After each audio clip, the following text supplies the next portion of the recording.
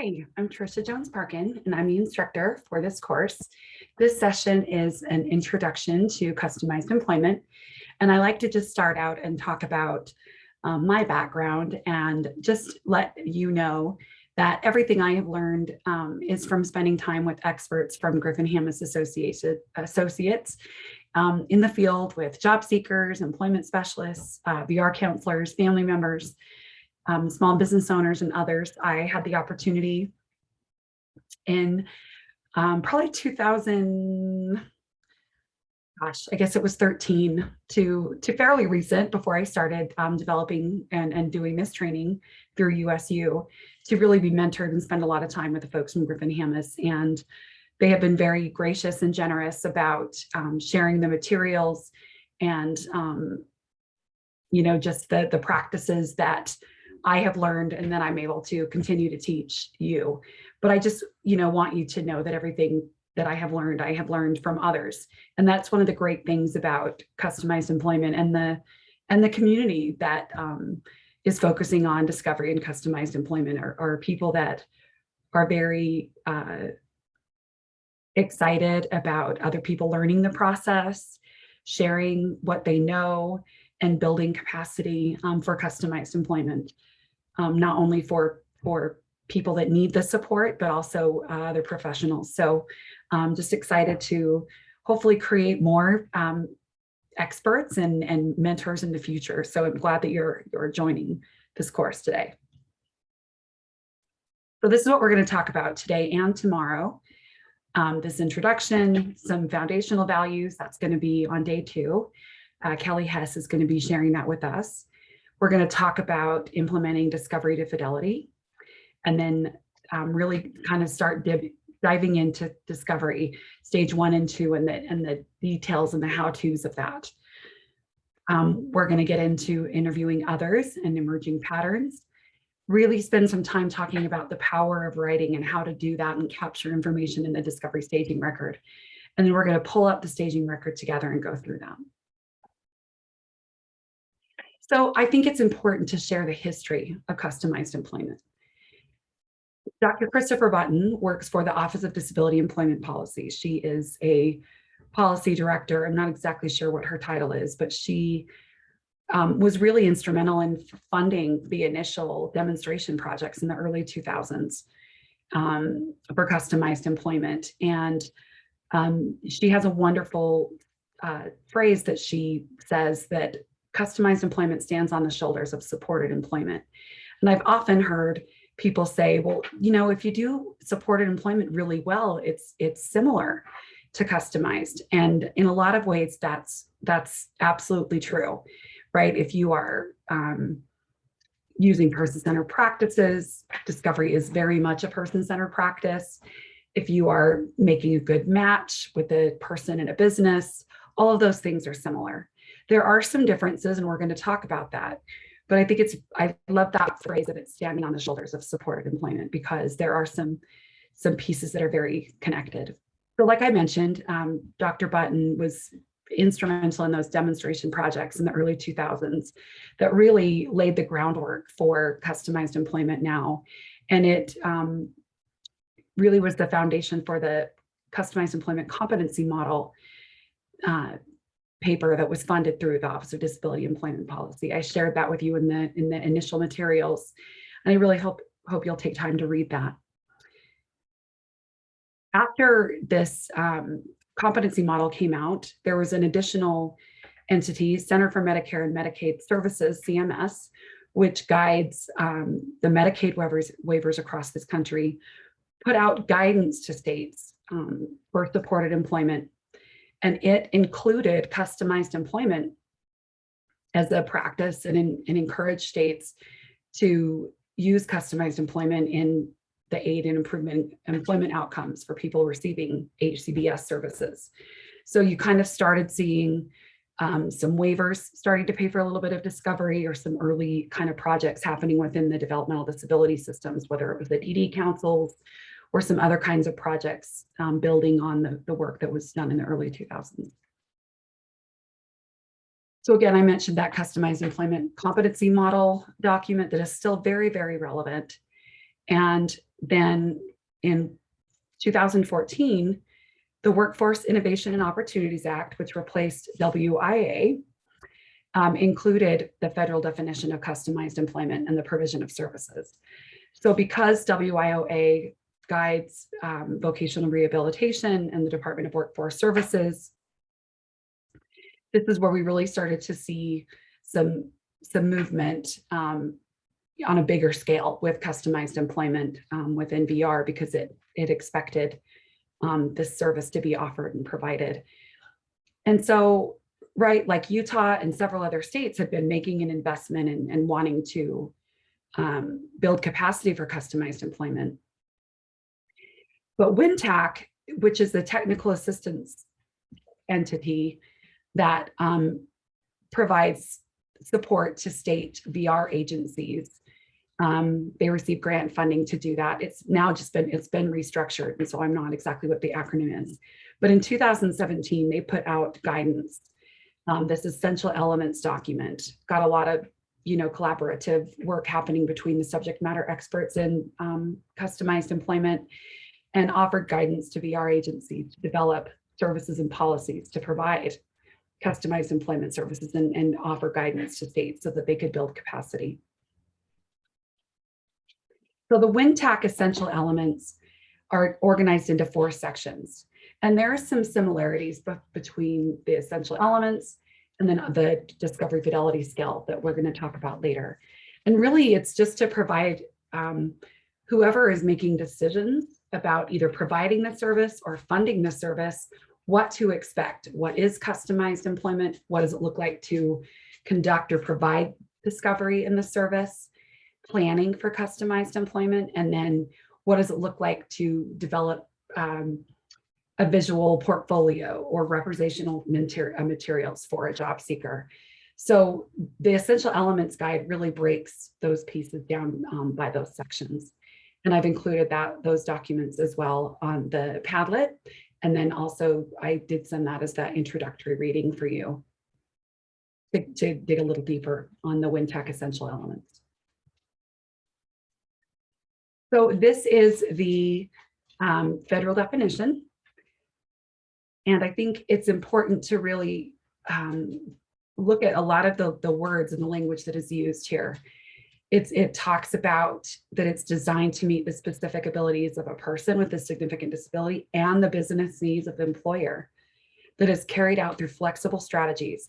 That has not changed from that original intent and desire that happened in the early 2000s, that we're talking about what makes sense for a person and a business.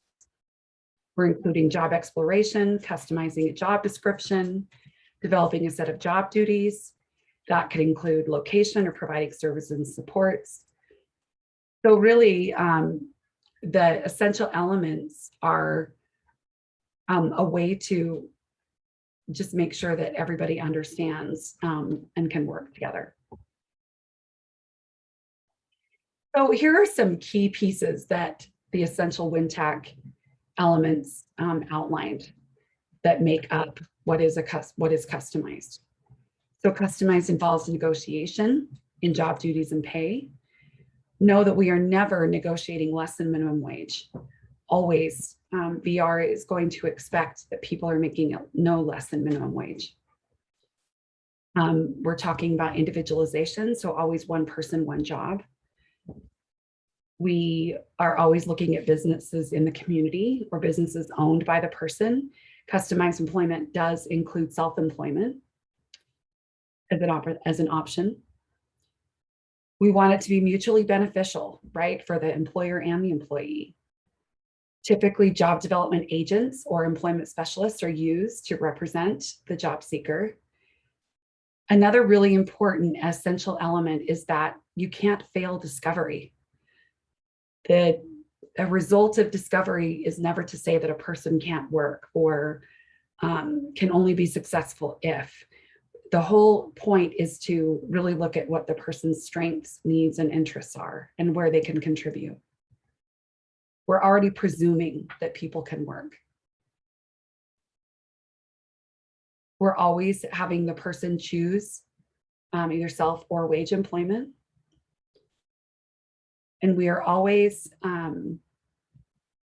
looking at how to support people who have not been successful with the traditional kind of methods or the demand side strategies, right? So the market-driven approaches, right? This is for people who have not been successful with those approaches. So I think it's also important to identify what customized employment is not. We are not doing traditional vocational assessments or interest inventories. We're not taking any paper and pencil tests. We're not helping people write resumes. We're going to create visual resumes and some alternative resumes, but we're not spending time learning how to write a good resume. We're not filling out applications. We're not training for people to do better interviews. We're not doing group employment.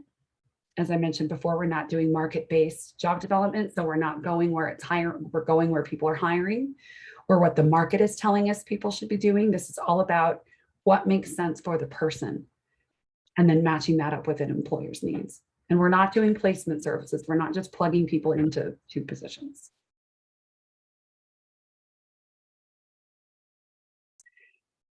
A real important foundation of customized employment is the leveraging of community. This can be tough for a person with a significant disability who maybe is isolated or doesn't have a lot of natural support. But I've also found that you'll be surprised by how much social capital a person has. It's just knowing who they're connected to and what those people do. So we are building these customized employment support teams around each person. So this is going to consist of obviously the professionals in their life, but also it can be friends, it can be family members, it can be mentors or people that you meet throughout this process that can, offer advice or kind of be experts in the field. You could ask them if they want to be a part of their team. Could be a family friend, could be an old coach, anybody who has an interest in the success of this person's future. It's also important to use your social capital. Think about who your organization does business with and your colleagues. You have leverage. If you are contracting or paying for services or goods that you need to operate your business or organization, you have, that's an opportunity for you. This cohort is also meant to be a support to you. We have a really small group. There's 3 of you. So I would expect that you're going to get to know each other pretty well. And while you obviously have colleagues and coworkers within your own organizations, it's nice to be able to connect with somebody who is doing customized. The work is different, the expectations are different, and sometimes the places where you get stuck are different, and being able to connect with someone who understands some of those nuances can be helpful. Another critical foundation of customized employment is how it supports economic development. A key piece is to connect with existing businesses or identify community needs to create opportunities.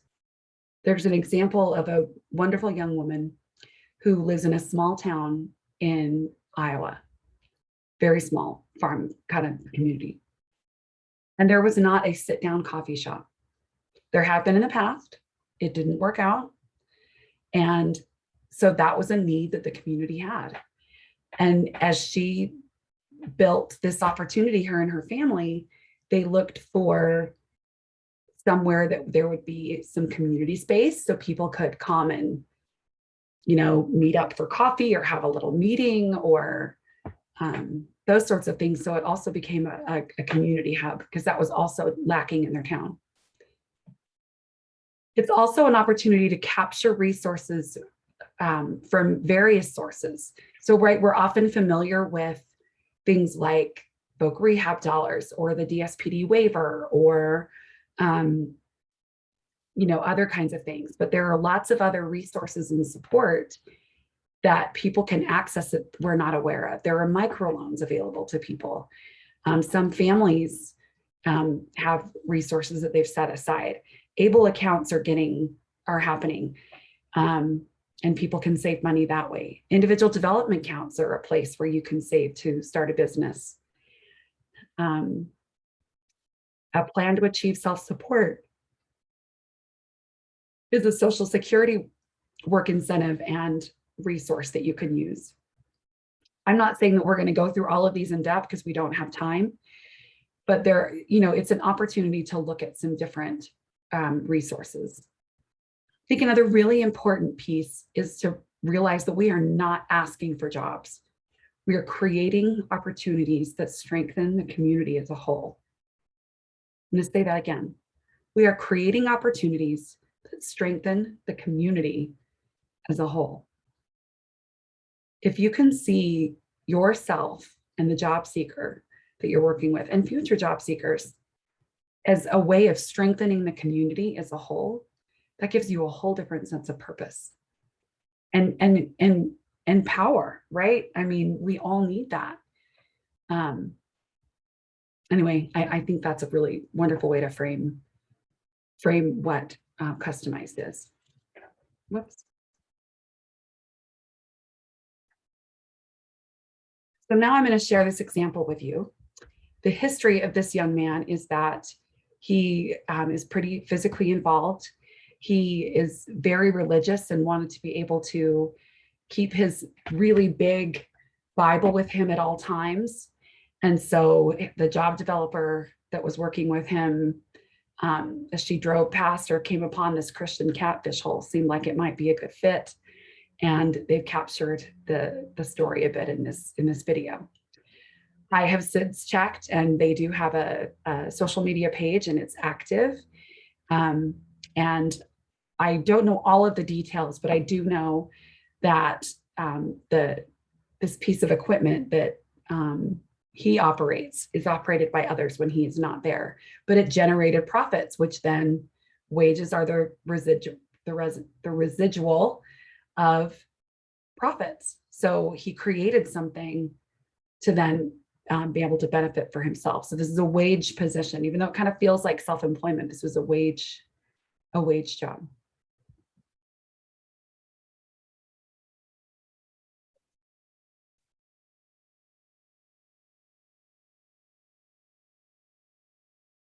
A lot of times people associate wool with being itchy and shrinking and things like that. Modern wool is not like that. It's soft, it wicks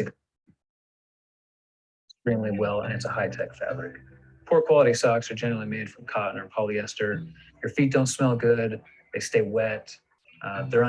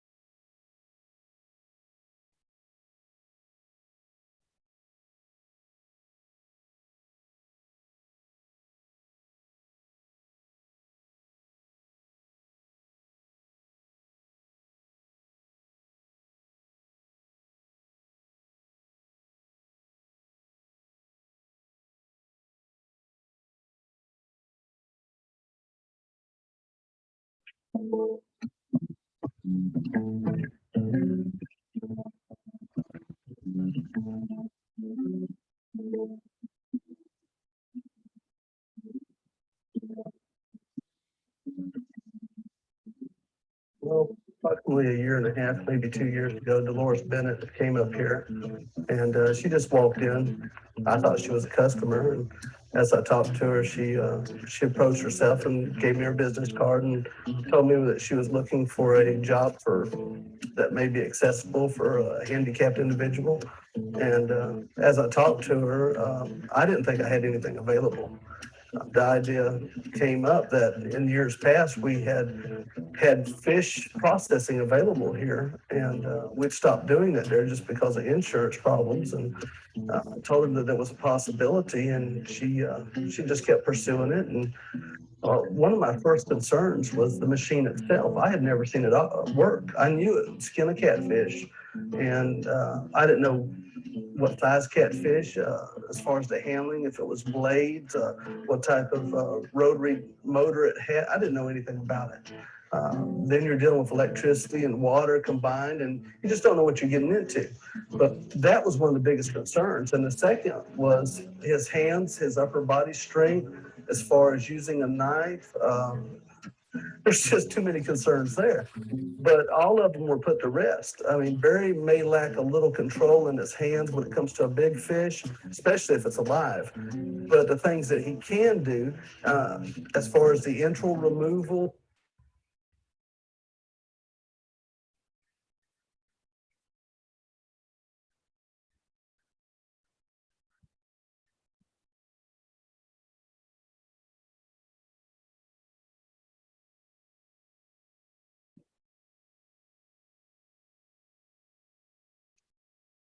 I really like that example. I think um, it, just demonstrates the tenacity of an employment specialist, but also, um, just, where Barry was at his best. It was something he knew how to do.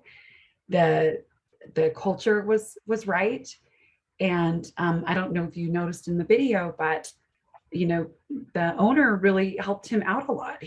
So while this employment specialist was involved, there was a lot of natural support built in. And anyway, so I think that's just one example of what happens when you kind of follow a passion. And really it was about a culture or preference of him really caring about not being around swearing, being able to have his Bible by him. Those were the conditions, or kind of the themes, or what directed this job search was that to this Christian catfish hole. So I think it's really, there's an unlimited way to make a living. And if we kind of think bigger than, some of the jobs or the things that are in front of us, there's a lot that's possible. So these are just a few of the resources, or, kind of what happened, or how we know that this is a customized position. Right, there was negotiation that happened. She presented this idea. She, said, well, what if we got this machine? And, she kind of kept putting those, he said, she put those concerns to rest. So they needed a digital scale. They reconstructed the table and the shelf. He needed knives. He needed the machinery. And then they had to kind of retrofit or fix that shed, right? So he could get the ramp up in there and be able to move around. The funding sources, they had a customized employment grant, similar to a lot of states as they're, rolling out customized employment. And then they used BR dollars to purchase some of these resources or things that he needed to be able to create this position for him, and bring these things to this business. So that's just one example of a creative employment solution. Here's another example.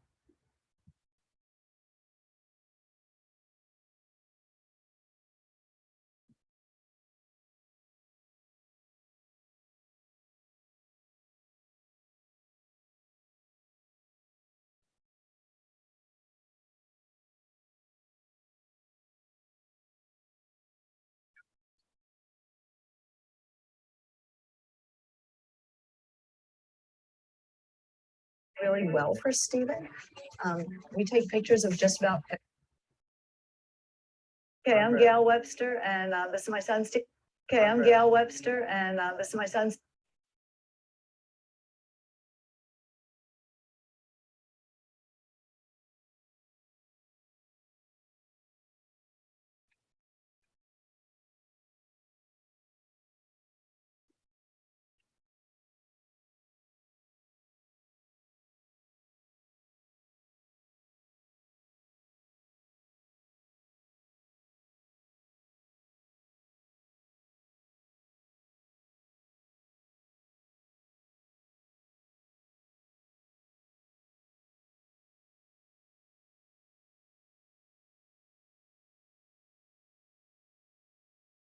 Stephen, my husband Kevin, we're here with Stephen's Wood Shop. He builds wishing wells, bat houses, bee houses, bird feeders. We're here as a vendor and we are selling his products. We always wanted Stephen to have a job in the community where he was doing something that he loved. His diagnosis is that part of his brain is missing. A large chunk of his brain is missing. And because there's a void there, the ventricle expands and touches on the nerve endings, and that causes seizures.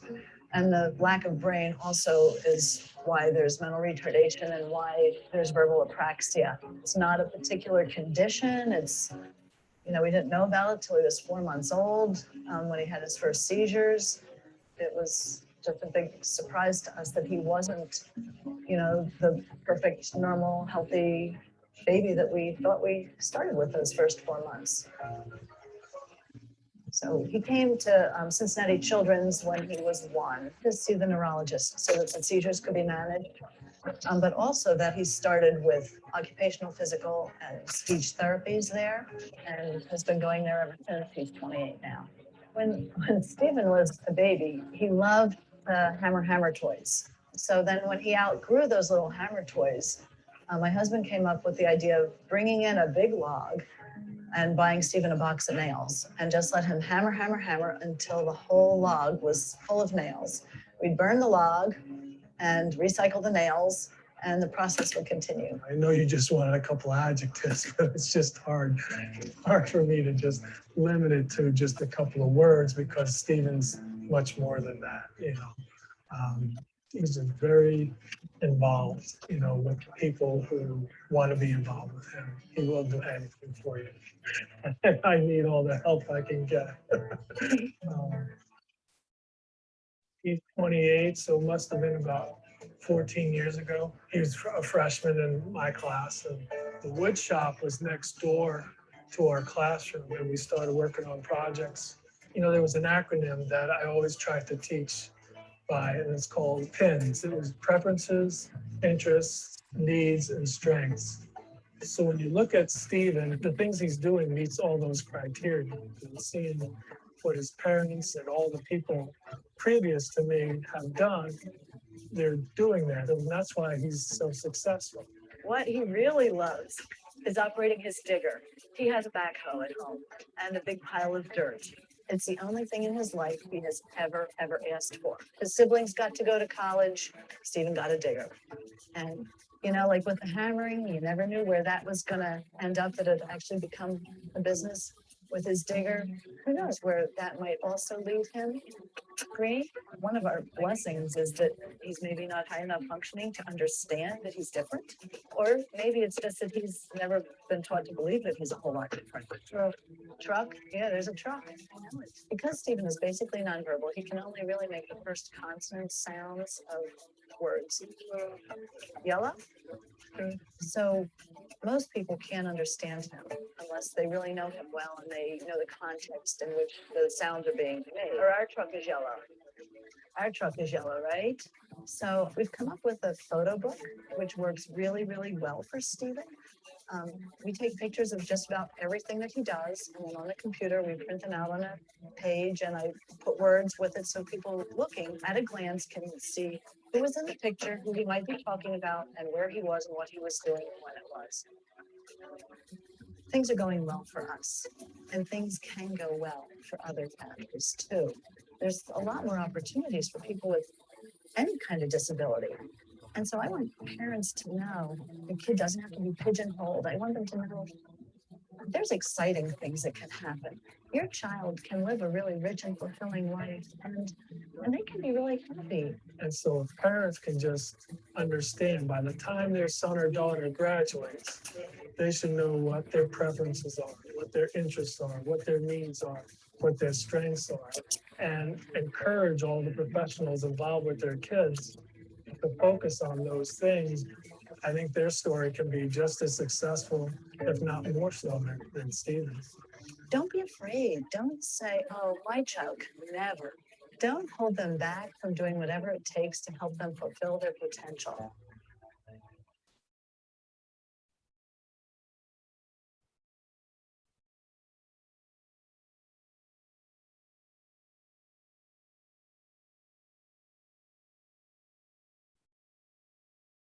Okay.